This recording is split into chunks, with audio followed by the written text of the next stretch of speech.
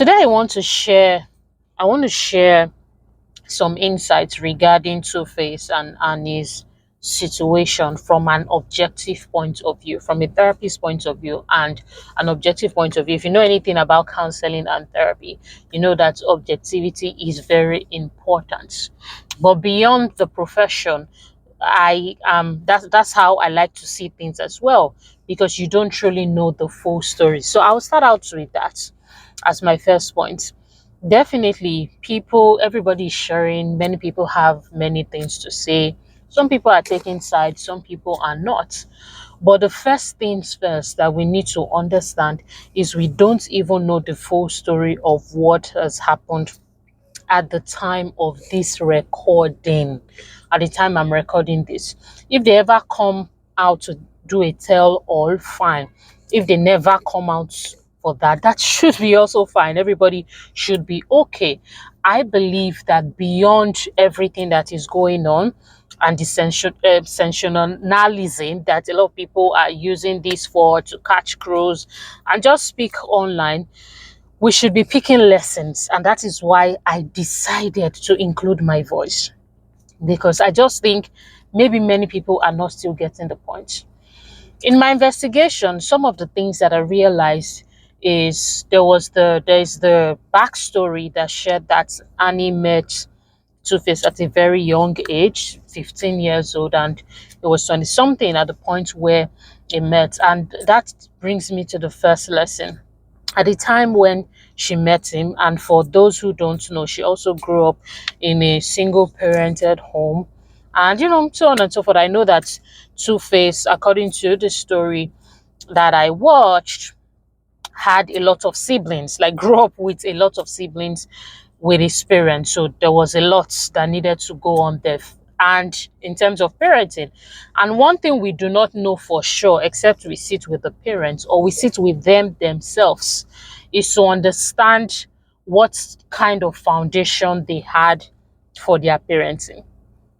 We have to understand that people do not act better than they know.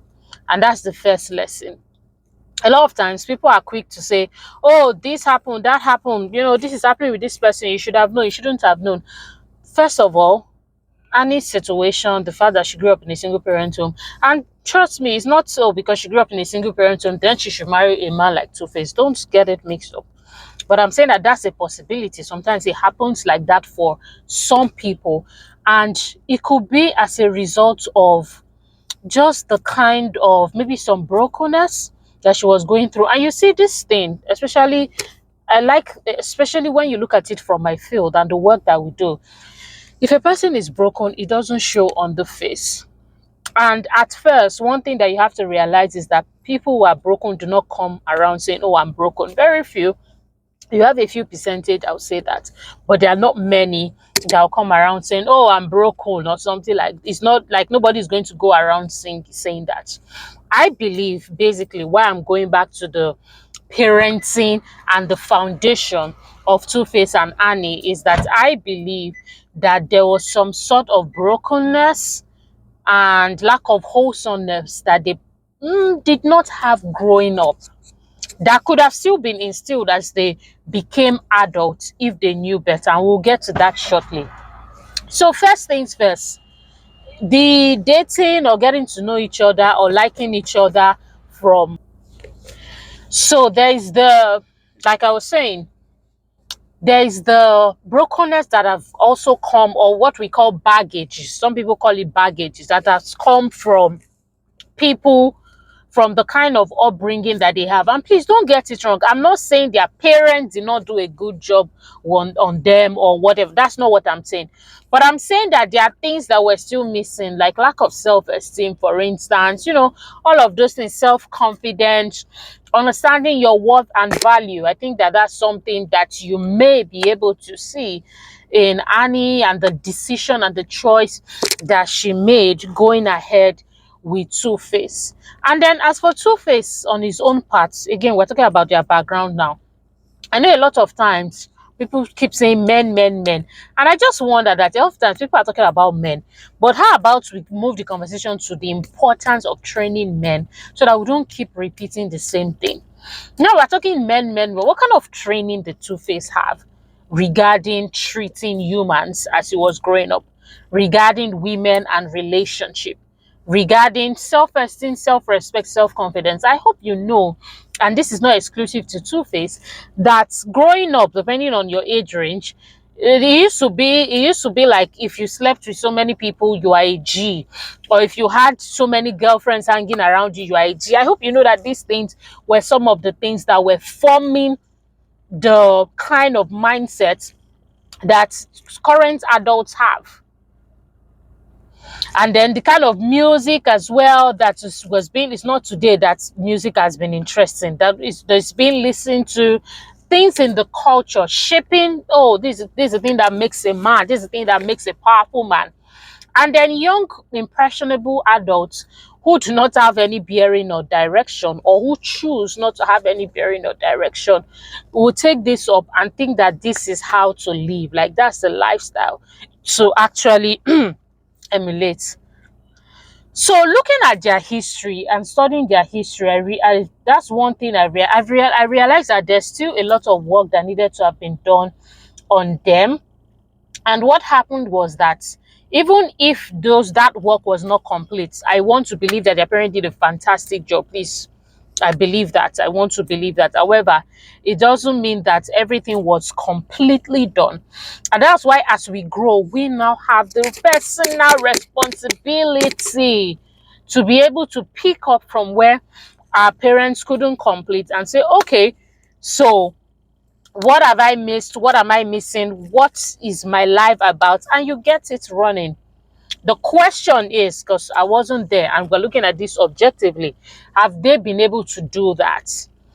Have they been able to look at each other and say, I'm saying to themselves and say, okay, I want to go on a self-discovery journey. I mean, was there even anything like that? Did they have a conversation like that? I was watching a particular, still researching for information, and Annie was sharing in her own words that, oh, she used to be a spirit coco girl, all that. She even used to try to invite Two-Face to church, all that. That could have been a good place for her to be molded. But what was the church's curriculum around self-discovery, building yourself and all that? And what happened? Because if she says she used to be, using her words, is it possible that she's not that Coco girl anymore? I don't know. It's a question that I'm asking based on what she shared.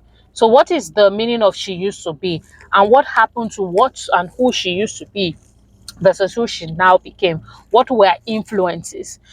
So these things solidify the kind of choices that we make, because a lot of times, and if you're not a therapist, you won't know this. People just say, "Oh, leave the relationship, leave the marriage, leave it."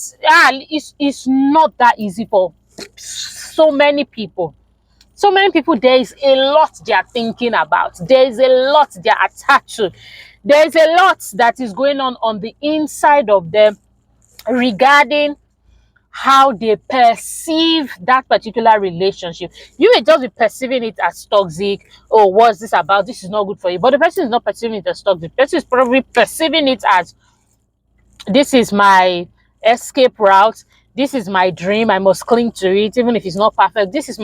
This person may have given certain interpretations and meaning to a relationship that you have no idea about. But yours is just to be shouting, leave the relationship. And that's why therapy is very important. So that when you come in, we can then now deal with some of those unhealthy thought patterns that you have attached to a relationship that is not working. So first things first about childhood. The second point, or the second phase, I want us to address is decisions and choices. Now, it has been obvious that in his growth, I do, at the time after this video is being recorded and all this, it is my hope that Two-Face definitely seeks help with their therapists that are willing to work with him, coaches that definitely will be more than happy to help him move to his next level, do the internal job. So after this situation, I hope that happens. But from the pattern, I'm speaking from pattern now, we can see that there was not a lot of self-development work done on Two-Face, like on himself. If you see the patterns of how he was having the baby mama, like how he kept having the children, he would have 1 year, then another, the pattern just showed that there was no development in, and there was no, the particular word that I was looking for, it could even be identity. And that's the thing, when you are gifted, people think, oh, you are gifted, you have your identity, you are intact. Not really. You can be really gifted and your gift is being sold out to the world, but you are not, like, there's a lot still going on with your identity. You are wondering, you're still wondering, who are you? Where did you come from? What kind of life do you want to live? What kind of legacy do you want to leave? So it is obvious that he had not developed himself. Whether he had someone to help him develop and he didn't listen, or he did not have someone, I don't know. This is not a speculation video. This is a video to teach us lessons. But the pattern I see is that he had not developed himself. Now, we could also say the same for Annie. It is possible as well that she had not also developed herself, and she was not at the space where she needed to make a choice that was healthy for what a lot of people watching will say healthy for her future. So you can see when they got married, it was still in the midst of all of these things. There was still a lot of baby mamas, and there was still, cheating going on. There was still a lot was still happening. That's what I mean. Like, there was a lot still going on. And regardless, Annie decided to get married to him anyways. Now, how and why did they get married? Do they understand? Did they both understand the institution of marriage before getting married? Or did they get married as a compensation to each other because they had spent so many years together?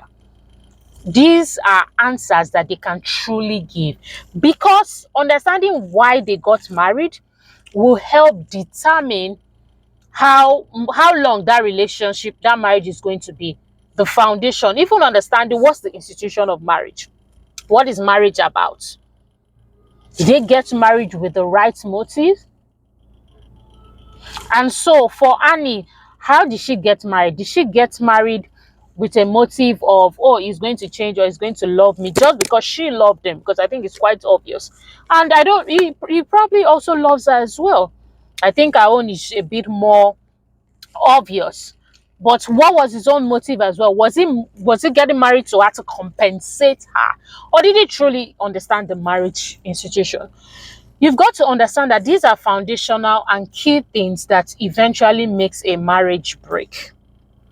So it's not about shouting, hey, so you couldn't do this to her, you shouldn't do this to her. Many times, you have to understand that when people are getting married, when you are joining them and you are doing online in-law duties, these people don't even know why they are coming together. They don't have a solid reason other than it is nice and we've been with each other and we think we love each other. Because if you want to get into the definition of love, all this that is happening will definitely break all those definitions. Because if you say you love somebody, there are definitely better ways to do a lot of things. So there's that as well. So Annie made a choice to get into the marriage. And it is important to note that this person has always been this particular way. So many times when people are saying things like, how can you do this to her, maybe as an example, and the man had always been that way, I usually wonder, because I'm wondering that, but this is how this person has always been. This person has shown his pattern from time. So which one is, how can somebody do this? This is how the person has shown it. Don't we say it all the time? Show me who you are, I believe you, or something like that. So which one is, how can you do this to me? Or things like that. Or which one is that one again? Yeah. And so I understand when people say, oh, train the girls in terms of self-esteem and self-confidence. I totally agree. But I would say let's also combine that with training the boys as well. Because you see, there's something, let me say something in this video. Love and people loving each other will never stop. Forget it. So if you think you're going to say, train the girls be powerful, girls, you are still going to say, People, there are speculations now that, oh, there's another girl and all that. I don't want to get into that. This one is not a gossip video. It's a video, it's an objective video to teach. But there are already speculations that this is because, and that's why I love the field I'm in. Love, relationship, marriage is not going anywhere. No matter how people say, oh, I'm a power woman, somebody is going to sweep a woman off her feet. So the kind of now let's accept that reality that, you see, romantic love is going to be here on earth till Jesus comes. So what we can then now do is to now say, okay, how do we train the girls and also train the boys so that they don't hurt each other? You know, I'm not saying, oh, train your girls, or train your girls. Okay, so we should not train the boys. Then when you don't train the boys, the same girls will end up with those boys again, and then we're back to this circle. Is it because some people are not coming to share their stories online?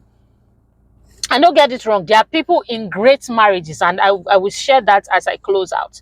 But let's stop this, oh, train the girls only. It's very important.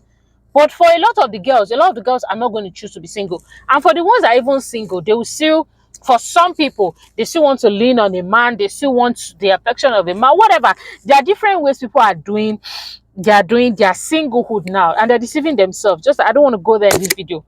You claim they are single, some people are still sleeping with people, but they'll say, oh, nothing is attached. But you're sleeping with a man. Why is nothing attached? I thought you say you are good all by yourself. No, keep it 100. Some people are still doing that. Some people are still wanting other, but some people are even wanting other people's husband. There's a lot going on regarding that. So what I would say is, yes, we need to help our children. The core is identity. Understand their identity, understand who they are in God. Understand the importance of the covenant of life and the importance of purpose before even venturing out into relationships, so that when they understand those things first, it's like putting the puzzle in the right fit. They are going to now be able to say, okay, this is what God has created me for and how I should be living my life on earth before I go back to him to give an account. So therefore, these are the kind of people, this is the kind of partner that I need on this journey.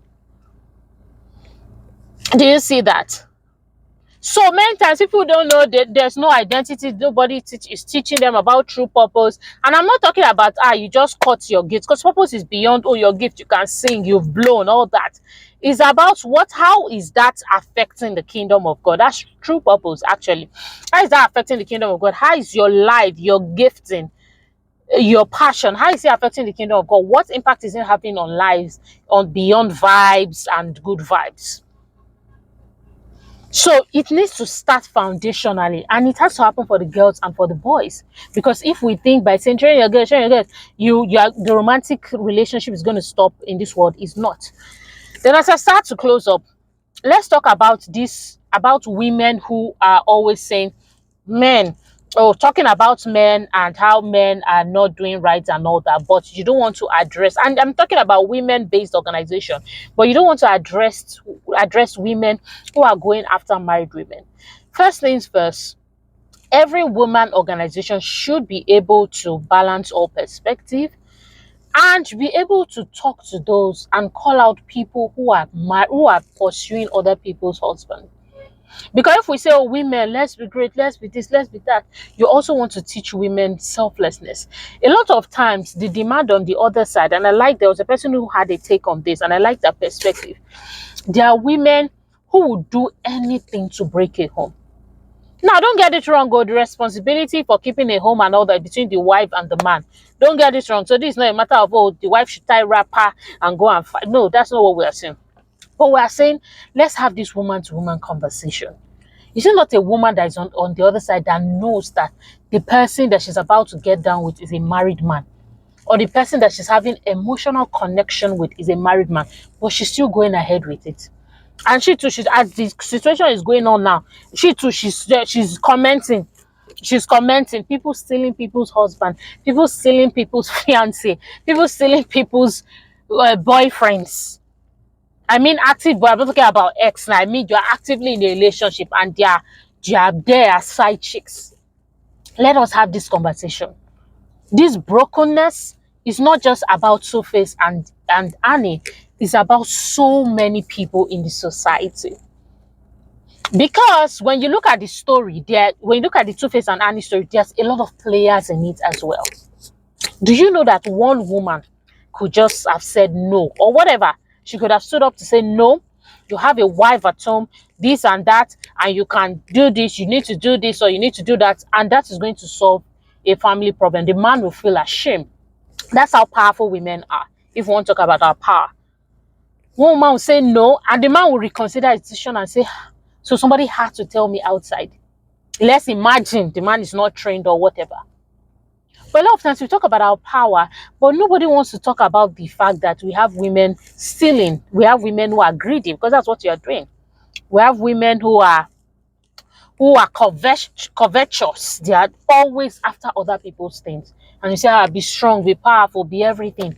What about those women doing that? Just as I was preparing for this video while researching, that's how I saw an influencer shared a DM of somebody sending him a message that if your wife ever leaves you, I'm here for you. Whereas we've not even finished talking about the situation. The side chicks are still entering people's DM. And the guy did good by screenshotting all her face, all her name, and putting it out there in the post. I think she dropped her page at the time of this recording, because people started going after that. Oh, really? You want to take his wife's place or something? So the point is, we have a lot of broken people in the society who make up a lot of this mess. And we need to deal with it. It's not a matter of calling two people or just calling one people. Of course, does it start from them? Oh, yes, it starts from them. Oh, don't get it wrong. They made the decision to be with each other. So it starts from them. But when you look at it, there are a lot of players. Then finally, there is the discussion about how he said them Two-Face called it out or something, how he said it or how he didn't say it.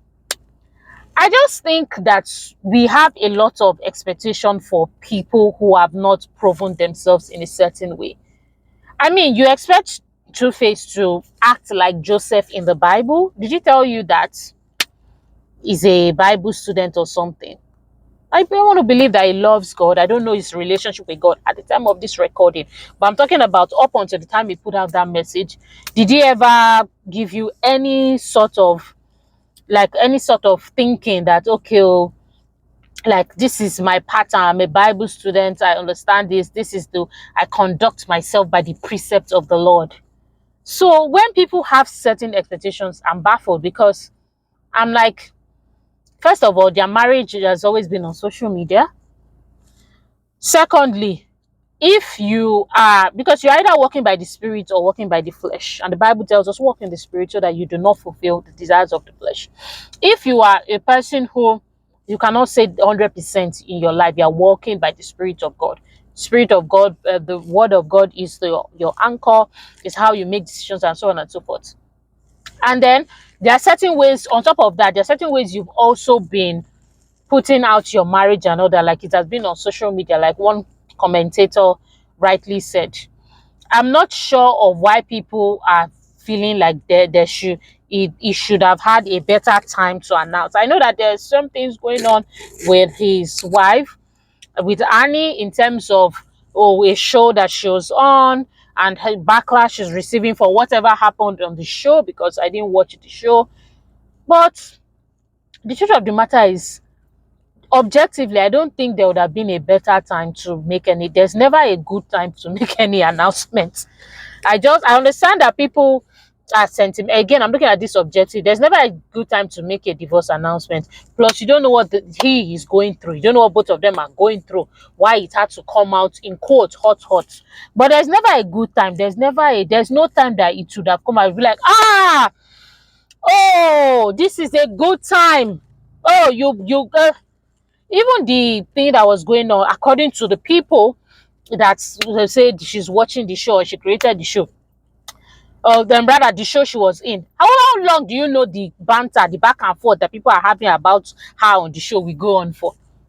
How long? So are you saying you should have had a timetable? I mean, for me, you see, we expect too much from people who haven't proven themselves in certain ways. How you have expectations from people is through patterns.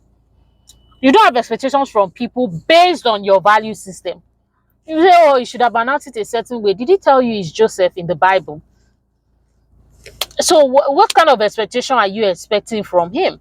So I think that that's another thing. And of course, being a therapist for 10 years, at the time of this recording, this year is my 10th year by the grace of God. I think these are a lot of the things I've got to understand, that I understand that many other people do not understand. They just have this expectation. Many people are expecting people to do things from their value system, from their point of view. But you have to understand that there's an operating system in his head. There's an operating system in her head, and that's how they're making their decision. So when you want to solve it, we're in the world, so everybody's going to talk and create reaction videos. I understand. But what I'm saying is, when you really are ready to solve the situation beyond talking, you go to the operating system of the person. The operating system consists of the mind, the soul, the spirit, and then you work on it. And then whatever is happening, what the transformation from the operating system is, what you start seeing in the choices that the person is making. So what I would say is, let us pay more attention where people are getting married. What lessons can we learn? And if there is a need for a part 2 or a follow-up, I will be more than happy to share objectively. But what I would say in closing, let us now we know that there is a lot of situation with marriage. And I just shared that one of the reasons why there's a lot of challenge with marriages in 21st century is the wrong foundation, wrong reason for going into the marriage. So what I would say is, going forward, instead of just being happy and matching people to get married because they've been together for 100 years, or because you are seeing them on your TV screen and they just look good together, you want to be more concerned about knowing if they understand the true concept of marriage by matching them to marriage therapists and counselors like me. There are a lot of people in my field as well.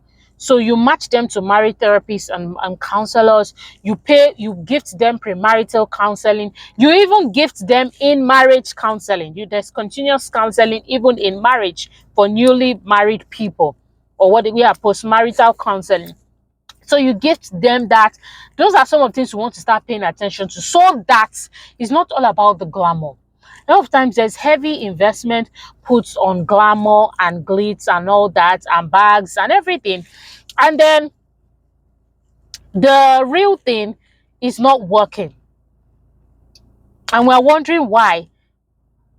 But your treasure, you didn't invest your treasure, you didn't invest your attention where you think you wanted dividends. So what do you mean why? You invested your attention in bags, you invested your attention in events, you invested your attention in wanting to look good and all that, but the real work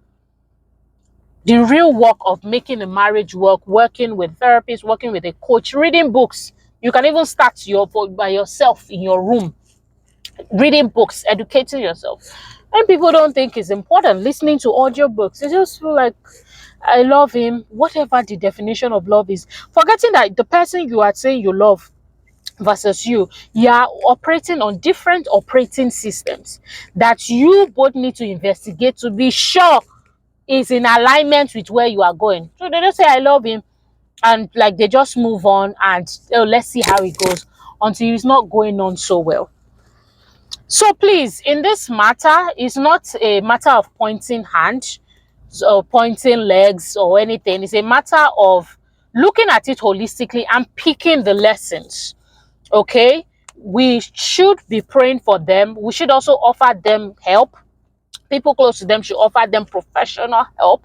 There's high confidentiality when it comes to counseling and all that. So it should be offered to them. They need empathy, they need love, and they need that healing. If they cannot work together again and they want to be able to separate, they should be able to do that amicably in a way that is not causing hurt for every party involved, the children and all that. If they want to stay together, there's definitely a long checklist that they need to go through to be able to say, yes, we are ready to actually move to the next phase of this marriage, and we're going to do the work. We're going to do the work. We are going to do the work. The question is are you ready to do the work? And I'm asking you, are you ready to do the work? There's nothing that cannot work out. People from broken homes go on to have great marriages. The question is, do you think that doing the work is important?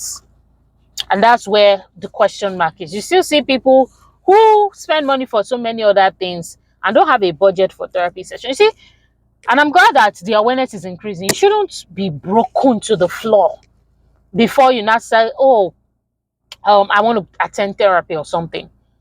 There are situations that are happening at home as a result of that you have noticed is happening around you, maybe even at work and all that, that you should be saying, something is not right here. Something is wrong with my operating system. Let me go and fix it. Let me go to a therapy session.